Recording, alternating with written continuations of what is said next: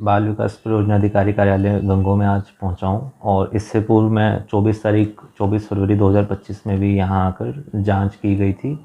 जो केंद्र बताया जा रहा है मोहल्ला गुलाम ओलिया, वहाँ केंद्र शशि बाला का केंद्र है। 24 तारीख में मैंने उनके केंद्र की जांच की थी और सुविधाएं कुछ संतोषजनक नहीं पाई गई थी।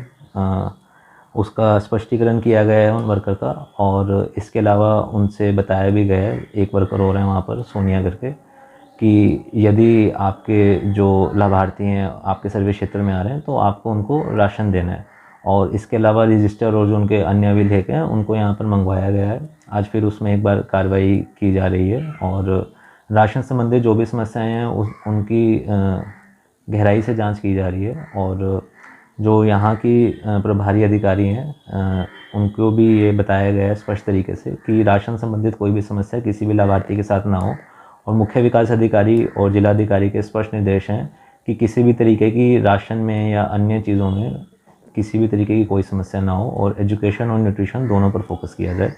तो आगे की कार्रवाई जब की जाएगी आपको सूचित कर। बहुत अच्छा पॉइंट उठाया है। इसमें ना सिर्फ मैं बताना चाहूँगा बल्कि मैं ये भी बोला है सबको कि एक हर केंद्र पर जो चार्ट है वो चस्पा किया जाएगा कि किस वर्ग के लाभार्थी को, क्योंकि बच्चों का अलग है, गर्भवती महिला का अलग है, धात्री महिला का अलग है, तो किस वर्ग के लाभार्थी को कौन सा राशन मिलता है उसकी भी हर केंद्र पर एक A4 साइज़ पर चस्पा किया जाएगा।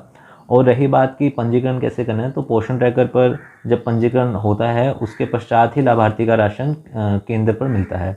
और ग्रामीण परियोजना में ये मतलब प्रोविज़न होता है कि उसका केंद्र पहले आपके जो कार्यालय है, बाल विकास कार्यालय, वहाँ पर आता है, और शहरी क्षेत्र में जो राशन है वो डायरेक्ट केंद्रों पर मिलता है नेफेड के द्वारा।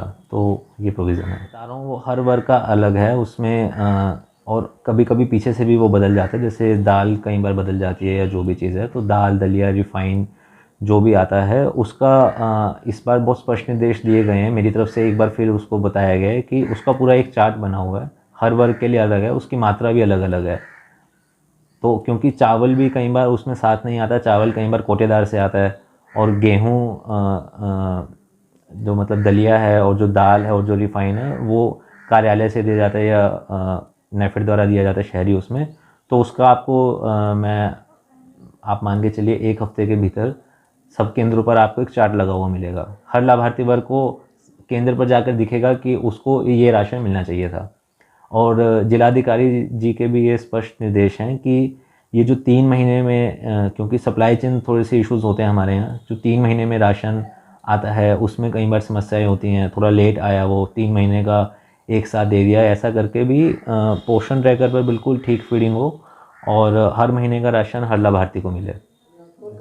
गंगो गुलाम ओलिया, सायरा मलिक। क्या मामला हुआ है? वो ये है, सोनिया आंगनवाड़ी की, उसने हमारे महल्ले के लाभार्थी बच्चे चढ़ाए थे और उसने 1 महीने का राशन दिया और 4 महीने का नहीं दिया।